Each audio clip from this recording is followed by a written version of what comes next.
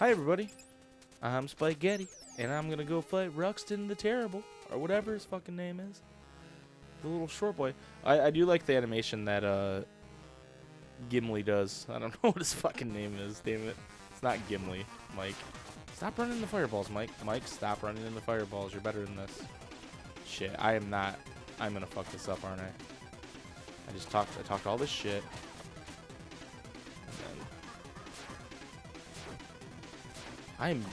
What is wrong with me? Wow. Okay. Well, hold on. Let's restart the episode so no one sees that. Just kidding. Just kidding. Just kidding. What's funny, like, I said this in one of the earlier episodes, how I did not have trouble with, like, the first stage at all. And then I did. But I had trouble, I lost to the first boss, I know that. And his fireballs are kind of weird. Shit. I did not have trouble with this guy at all. I beat him first try when I fought him originally. Which is why I was talking shit. Oh, you know what I'm doing? Not swinging my sword constantly. That's why. I'm trying to, like, time it like it's fucking Ganondorf or some shit. What the hell's wrong with me? Just do this, you idiot. I'm sure someone was, like, screaming that at the TV or at their computer. What are you doing? Just swing your sword multiple times. You idiot. I like the noise. Ow. Ow. Yeah, they really made this guy seem like a dweeb. Ow.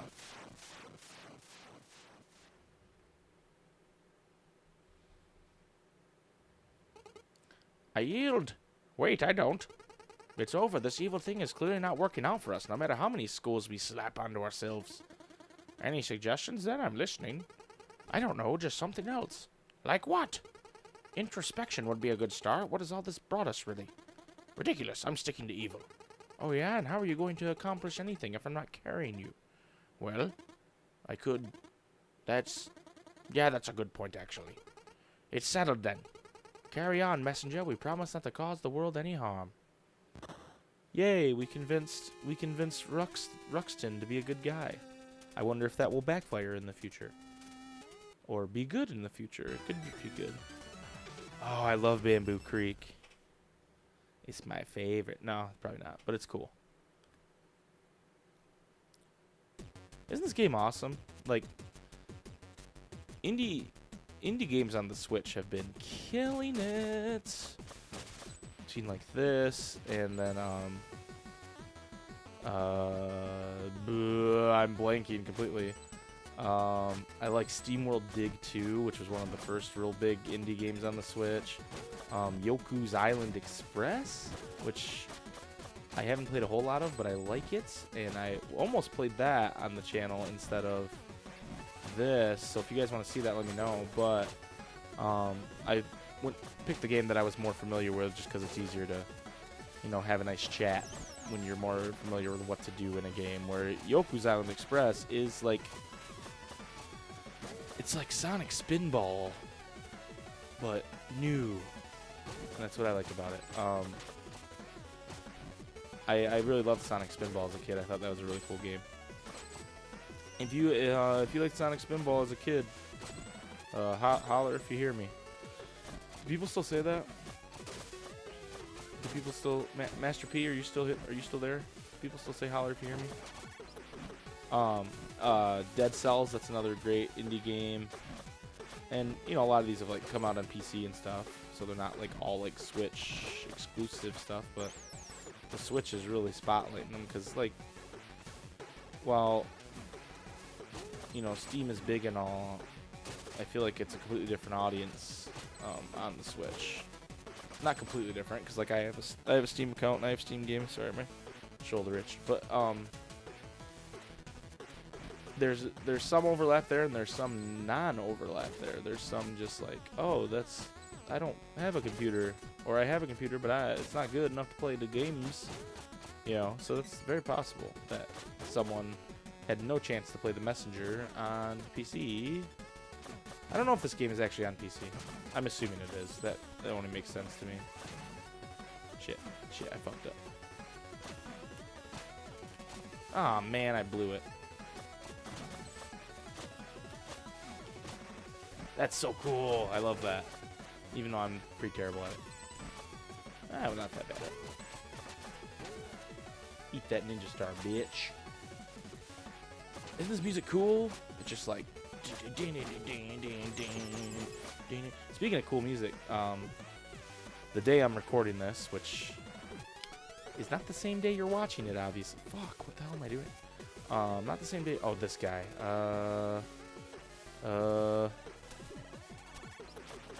Just let me through. Oh my god, don't kill me, please.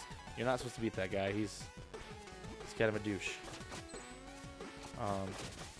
But the same day this is coming out, my favorite band, Coheed and Cambria, if you didn't know already, released their newest album.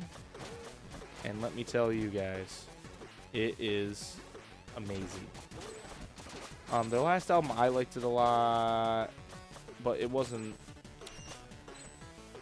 a typical Coheed album. You know, Coheed, if you don't know, they have this like story behind their music that's like a comic book, and it's all kinds of shit.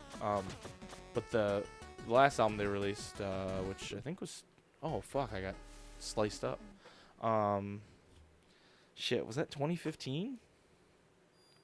That sounds right. I could be wrong on that, but 2015 seems like the shit. My glasses are falling off. What the hell? 2015 seems like the jam. That's when it was. Called Before the Sun. Really liked that album, but it wasn't. It was good music, but it's not the same as like a good Coheed album with the concept and all that stuff.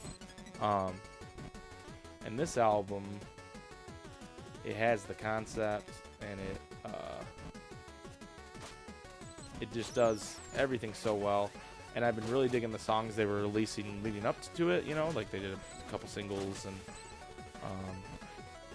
fuck. But if you guys haven't checked that out and you're into rock music, because right now the problem with modern music to me is that no one's really listening to rock music.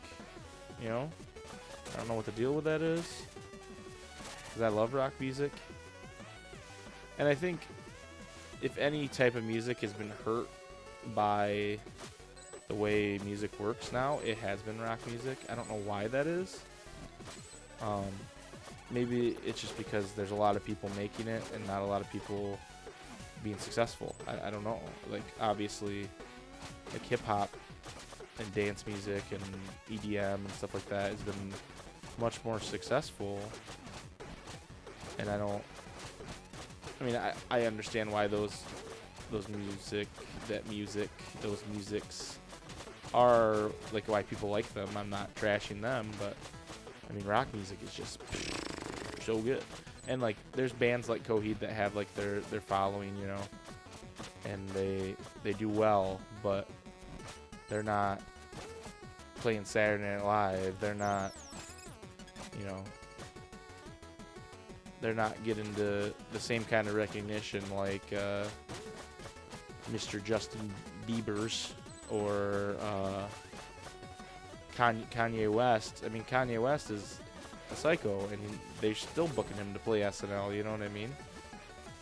Not that playing SNL is like the holy grail of anything, but it does mean something. It does mean that you're pretty popular in that moment, because they try to get the most popular people on there.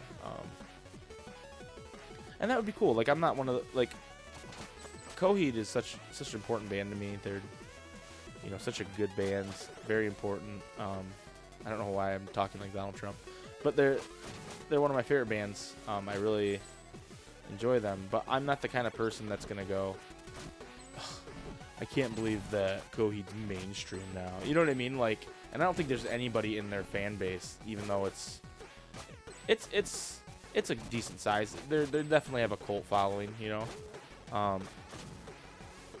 But I don't think there's anybody in their fan base that's like, yeah, dude, I liked Coheed before. You know what I mean? I don't think anybody would act that way or feel that way if Coheed were to get more mainstream recognition. I think they'd all just be happy for those guys, because they're real cool people. You don't have to worry about like weird shit happening. Like I like some bands where it's like, oh, their lead singer's a scumbag. You know what I mean? And it's like, yeah, that sucks because you got to try to, you know,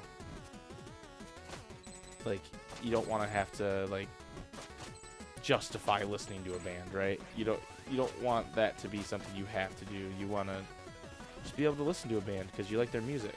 And some of these bands, they make you justify it, you know, by saying, oh, well, how dare you, like, don't you know this guy, he used to, like, go on chat roulette with the girls and show his wiener, you know what I mean, like, shit like that, and it's like, I don't want to, like, be wearing a brand new shirt and then have to go, like, you support brand new and have to deal with that, where Coheed and Cambria, you don't have to deal with that. There's no, like, Claudio Sanchez is a saint. Not a saint. Like, I'm saying he's not a creep. He's a good guy. You know what I mean? He likes to keep to himself. He likes to write comic books. He likes movies. He likes all that shit. And he's just a cool dude, you know? And I wish everybody that fronted a band was just a cool dude and you wouldn't have to worry about that, you know? This discussion got really weird. So sorry about that, but I don't know. My point is, go support Coheed and Cambria because they're a fucking awesome band and their music's really good. And if you don't, then that's your prerogative. But I think you're wrong, and you definitely should. So yeah, cool. I think my favorite song so far is "The Gutter," which is a song they released previously. So it's not like yeah, I thought this part was weird how it was just like empty spaces. I'm assuming you go back there later and fight somebody there, but no, The Gutter is just like it rips and it's like got a lot of classic Coheed in it and it's got a lot of new Coheed in it and it's just a really good song. But there's other good songs on it like Love Protocol, Pavilion, True Ugly, Black Sunday, and if you're sitting here going, oh, this sounds like really heavy stuff, that's not what it is. It's not, I mean, some of it's a little heavier, but it's not like dudes screaming at you. It's not, it's more, there's a lot of hooks on the album. There's a lot of like poppy ass fucking hooks where you're just singing along and na na na and all that stuff. Anyway, I'm going to end this episode here because I'm rambling. And next episode, we will play more Messenger. So thank you guys for watching, and we will see you next time. Bye.